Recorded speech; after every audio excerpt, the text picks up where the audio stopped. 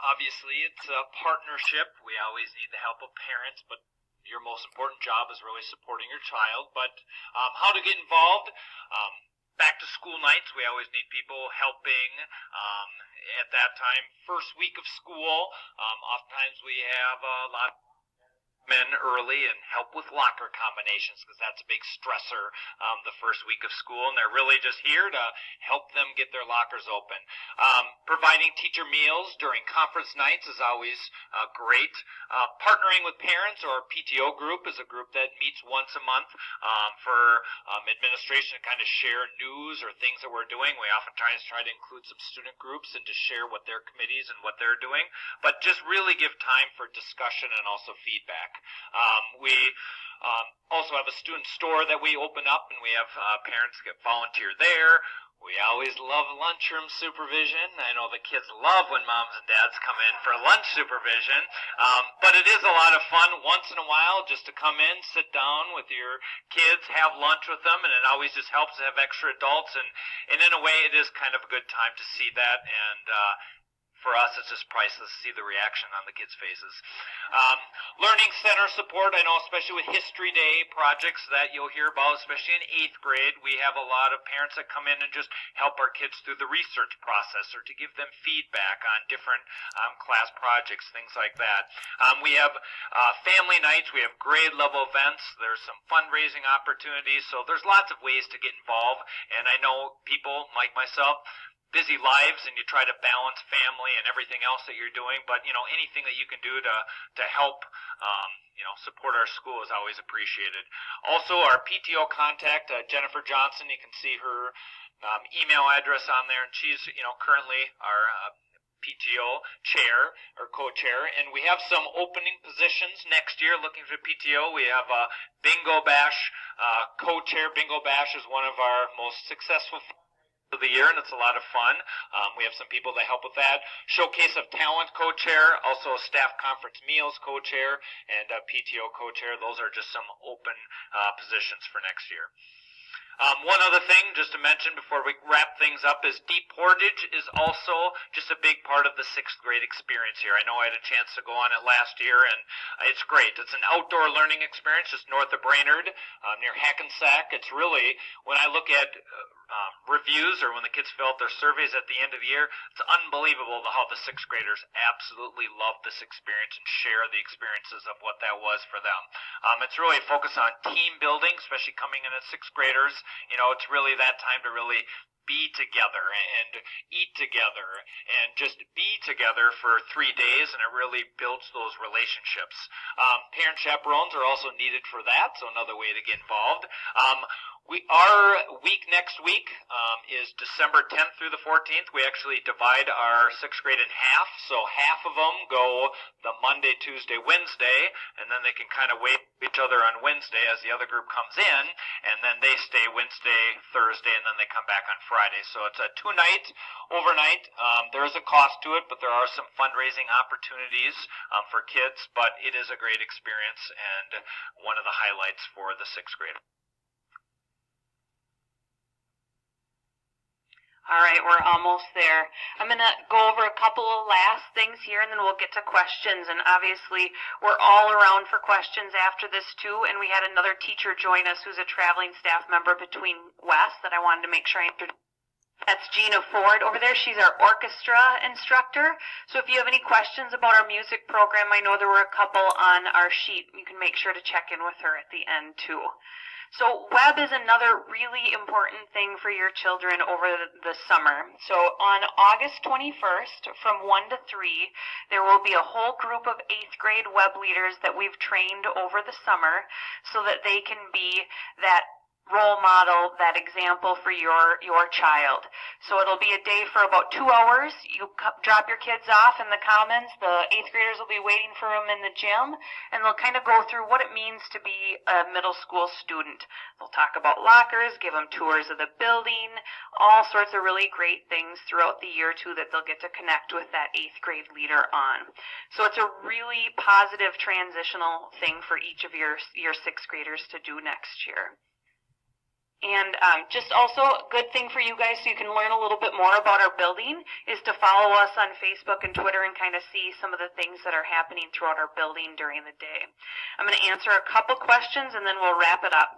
So a couple questions that we had come through were specific to Discover and Endeavor, asking if they can switch after 7th grade. Absolutely.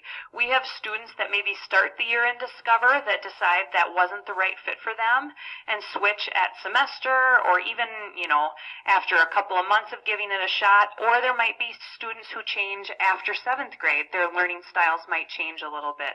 Or they might change after 6th grade. So we are definitely open to have those conversations about transitioning from Discover to Endeavor or Endeavor to Discover throughout all middle school years. So it's the one thing that's really important for us is that when you get that informational letter in the summer, that if you are thinking you're going to want to make a change, you let us know right away so that we can change our staffing numbers and make sure we have the right teachers and the right programs for your kids.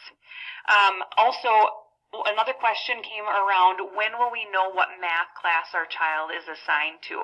I would welcome any phone calls if you have any questions.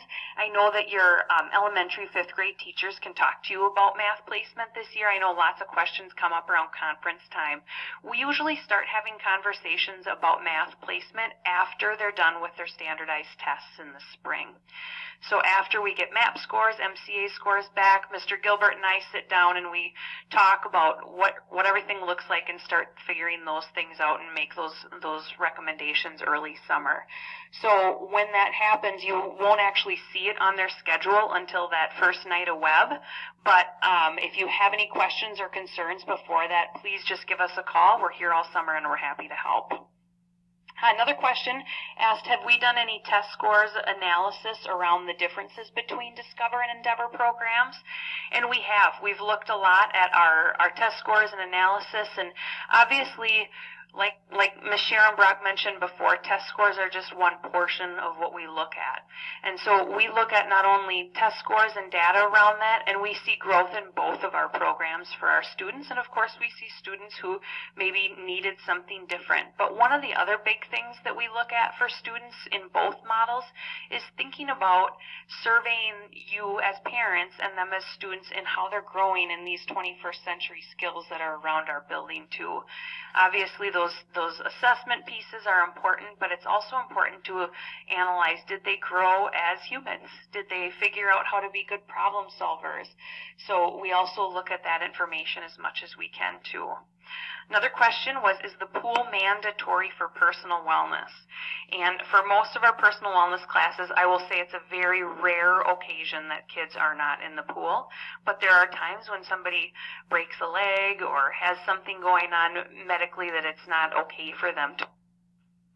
Obviously, we can make accommodations in that. So if your child is really struggling with using the pool, just give us or our personal wellness teachers a call and we'll figure something out.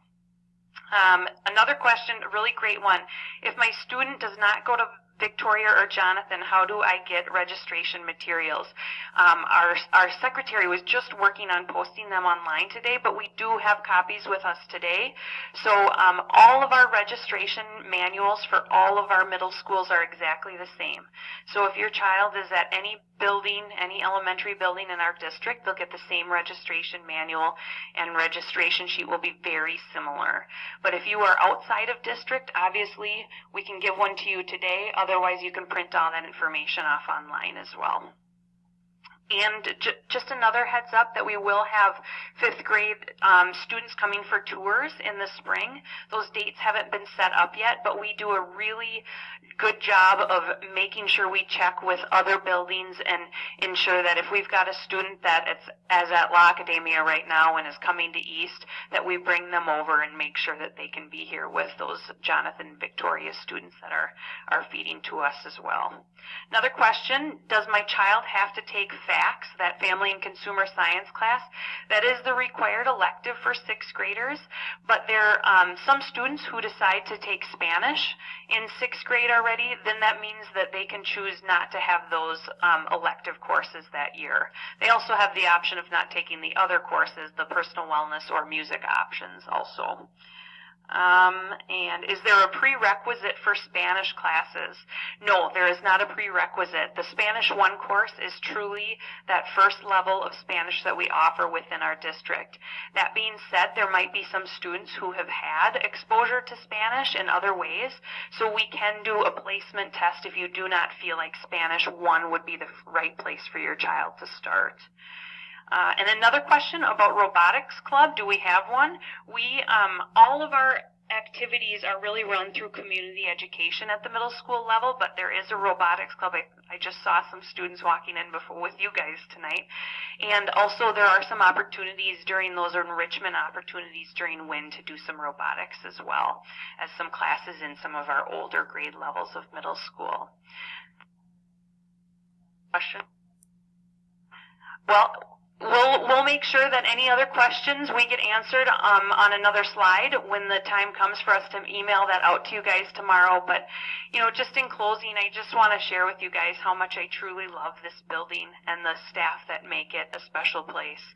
I moved my family here. My own daughter goes to Jonathan Elementary right now and will someday be a Thunderbird, which may mean I need to move, but we'll see what she says right now. She thinks it's going to be fantastic for me to be her principal. So we have an amazing group of staff members here, paras, teachers, office staff, custodial staff, lunchroom staff, who make our building feel like such a special place when you walk into it.